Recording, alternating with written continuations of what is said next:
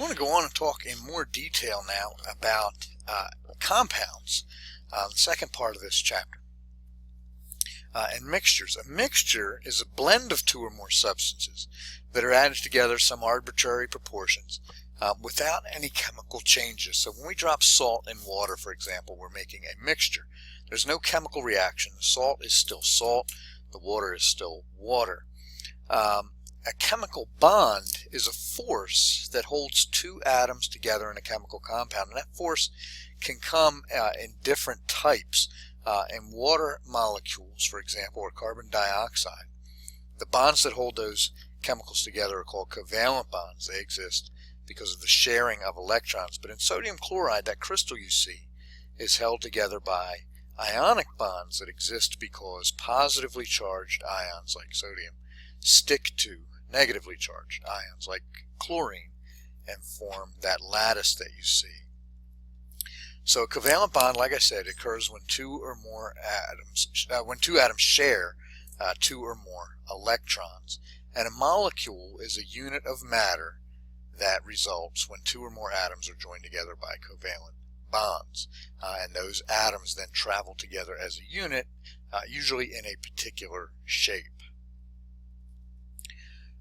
We can write down or characterize by our writing molecules, covalent compounds, in several different ways. One of those is called a molecular formula, and we'll show this in class, examples of this.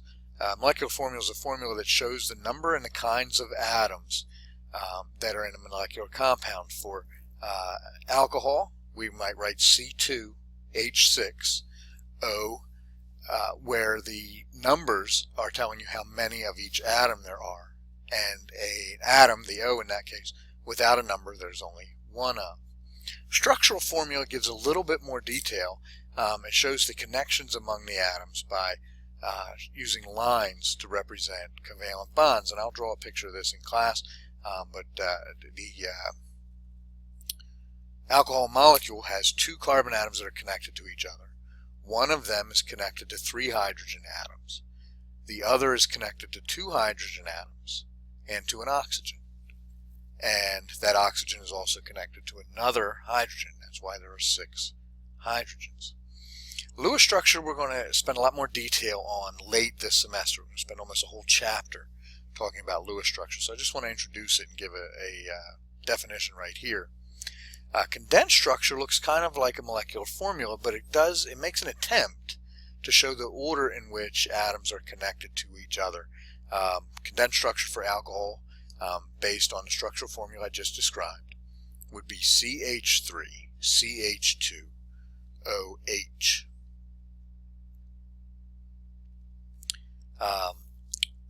Now when we talk about ionic compounds, an ion is a charged atom, either because it's gained or lost electrons, or a group of atoms that act like a molecule but have a non-zero charge. If an ion has a positive charge, we call it a cation. If we write cation out and over pronounce in our writing the T, we can see that as a plus sign. And if we do the same for the word anion, we can over-exaggerate the writing of the letter N and remember that anions have a negative charge. So two different definitions for ionic bond. The one that our current book is using, a bond that results from transfer of one or more electrons between atoms, usually a metal and a non-metal, or a metal and a polyatomic ion. Another book that I've used, actually by the same author, said an ionic bond is the electrical attraction between ions of opposite charge in a crystal. So it's two different ways of looking at the same item. Now if we want to write down the names of ions, it'll depend a little bit on what kind of ion we're looking at. Metals tend to form positive ions, and the names of those ions are just going to be the names from the periodic table with the word ion afterwards. You have aluminum, and an aluminum 3+ we would call aluminum ion.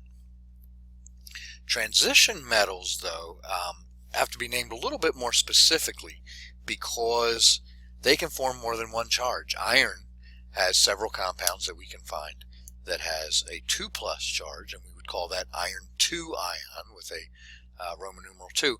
But many, much more iron compounds have a 3+ charge on the iron, and we would call that iron 3 ion. There are, in your textbook, a list of the old classical names for these ions. They use the Latin name for the metal, like ferrum for iron, and then change the ending, the ending, to symbolize which ion we were talking about. The higher charge, if there was 2 or more charges for an ion, would get the IC ending. So 3+ iron would be ferric, and 2+ would be ferrous, OUS. So you'll see that sometimes on bottles. That's why I wanted to bring it up, but on chemical bottles. But it's not something I want you to spend extra time memorizing.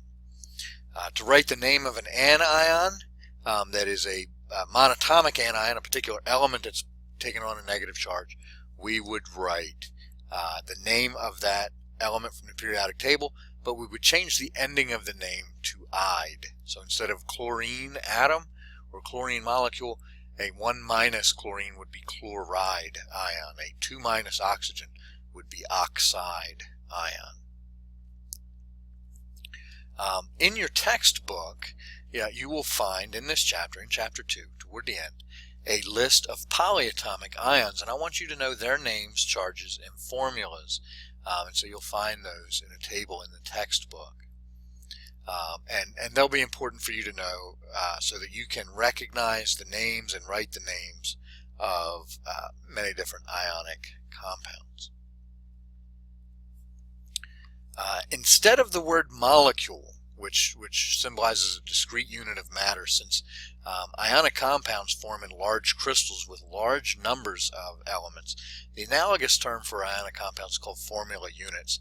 It's the smallest number of ions we could place together from a particular ionic compound and still have a neutral charge. So we call that a formula unit. And if we want to be able to write the formula unit, and we're going to practice this quite a bit in class and on our homework, the method that is used most often is called the crisscross method. I'll say, for example, we wanted to know the formula for iron 3 oxide. Iron has a 3+ charge. Oxide has a 2- charge in that compound. And so we would write as our formula for the compound Fe2O3. We crisscrossed. We took the charge from the oxygen and made it the subscript on the iron, and the charge from iron and made it the subscript on the oxygen. And by doing that, 2 irons at 3+ each make 6 pluses. 3 oxygens at 2- each makes 6 minuses, and we have a neutral compound. And we'll show some examples where we need to reduce in class. For example, tin 4 oxide. The tin is 4+, the oxide is 2-. So we would write SN2O4, and then we see that 2 and 4 as a fraction, 2/4. We can reduce that to 1/2, and we would write SNO2. So we'll look at several more of those in class. Question you might be thinking of right now is, how did I know that oxide was 2-? We can get that from looking at the periodic table. The fluorine column, fluorine, chlorine, bromine, iodine, those all typically form 1- ions, and oxygen's column are going to form 2-.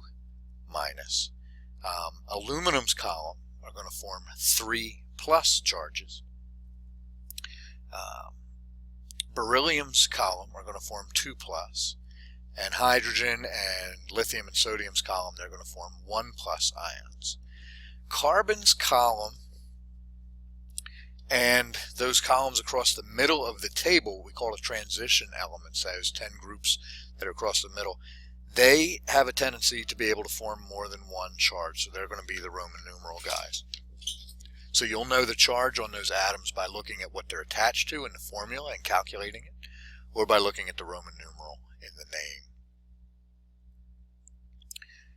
To write the name, the full name of an ionic compound, we're going to write down the cation and the name of the anion, and we're going to drop the word ion from both of those, and you'll have the name of the compound. So if we had a compound FeSO4, if you look in your polyatomic ion chart, SO4 is sulfate ion with a 2- charge, if there's one iron for each sulfate, the iron must be 2 plus, and so FeSO4 would be iron 2 sulfate. And like I said, we're going to practice. There's going to be a bunch of these on the suggested homework. We're going to practice these quite a bit. Molecular compounds are a little bit easier to name when they're binary molecular compounds. That means there's only 2 non-metals, and that's how we'll tell ionic compounds, by the way, from covalent compounds. Ionic compounds are always going to have formulas that start with a metal or start with NH4. Ionic compounds will always have names that start with a metal or ammonium, which is the name of NH4. So that's ionic compounds. Covalent compounds are any other compounds that have only non-metals on them. And binary covalent compounds then are covalent compounds that have only 2 different elements on them. There may be several atoms of each, so H2O is a binary molecular compound. 2 hydrogens, 2 oxygens. I'm sorry, 2 hydrogens and 1 oxygen. Only 2 different elements. When we name those, we write down the name of the first element in the formula, and we use a prefix to indicate the number of atoms. Notice I say if needed here. If there's only 1, we don't use the prefix.